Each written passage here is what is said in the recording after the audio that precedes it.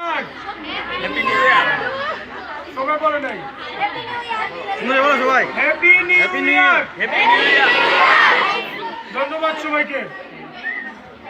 আজকে বছরের প্রথম দিন আমরা সারা বাংলাদেশে একসাথে একযুগে প্রত্যেক ছেলে মেয়েদের হাতে বই পৌঁছে দেওয়া হচ্ছে।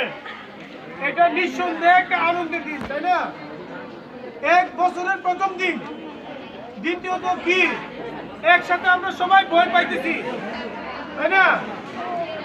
আমার কথা হলো, এই যে বার্ষিক পরীক্ষার রেজাল্ট বের হয়েছে, এই রেজাল্টে অনেকে পাস করেছো, অনেকে ফেল করেছো। যারা ফেল করেছো, তোমরা এই ফেল থেকে, যেহেতু আজকের দিনটা মাত্র শুরু হয়েছে, আজকের দিনটা দিয়ে তোমরা শুরু করো। আমি নিশ্চয়তা দিতে পারি, আজকে থেকে যদি তোমরা মনোযোগ সহকারে পড়াশোনা করতে পারো, কোনো পরীক্ষায় তোমাদের ফেল করার সম্ভাবনা থাকবে না। ঠিক আছে? তোমরা আজকে থেকে পড়াশোনা করবা, আজকে থেকে ক্লাস ফাঁকি দিবা।